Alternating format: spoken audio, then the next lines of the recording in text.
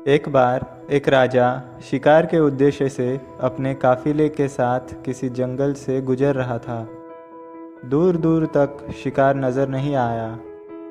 वो धीरे धीरे घनघोर जंगल में प्रवेश करते गए। अभी कुछ ही दूर गए थे कि उन्हें कुछ डाकुओं के छिपने की जगह दिखाई दी। जैसे ही वे उसके पास पहुँचे कि पास के पेड़ पर बैठा तोता बोल पड़ा, पकड़ो पकड़ो, एक राजा आ रहा है।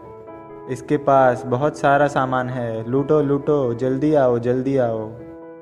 तोते की आवाज़ सुनकर सभी डाकू राजा की ओर दौड़ पड़े। डाकुओं को अपनी ओर आते देख राजा और उसके सैनिक दौड़कर भाग खड़े हुए। भागते भागते कोसों दूर निकल गए। सामने एक बड़ा सा पेड़ दिखाई दिया। कुछ देर सुस्ताने के लिए उस पेड़ के पास चले गए। जैसे ही पेड़ के पास पहुँचे कि उस पेड़ पर बैठा तोता बोल पड़ा, आओ राजन, हमारे साधु महात्मा की कुटी में आपका स्वागत है।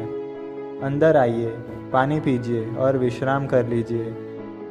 तोते की इस बात को सुनकर राजा हैरत में पड़ गया और सोचने लगा कि एक ही जाति के दो प्राणियों का व्यवहार इतना अलग अलग कैसे हो सकता है। राजा को कुछ समझ नहीं आ रहा था।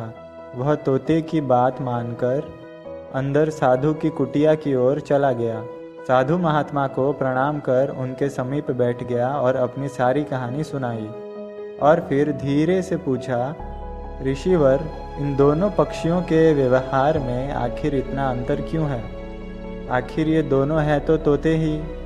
साधु महात्मा धैर्य से सारी बातें सुनी और बोले, ये कुछ नहीं राजन, बस संगति का असर है। डाकुओं के साथ रहकर तोता भी डाकुओं की तरह व्यवहार करने लगा है और उनकी ही भाषा बोलने लगा है। अर्थात जो जिस वातावरण में रहता है वो वैसा ही बन जाता है। कहने का तात्पर्य यह है कि मूर्ख भी विद्वानों के साथ रहकर विद्वान बन जाता है, और अगर विद्वान भी मूर्खों के संगत में रहता है तो उसके अंदर भी मूर्खता आ जाती है। इसलिए हमें संगति सोच समझ कर करनी चाहिए।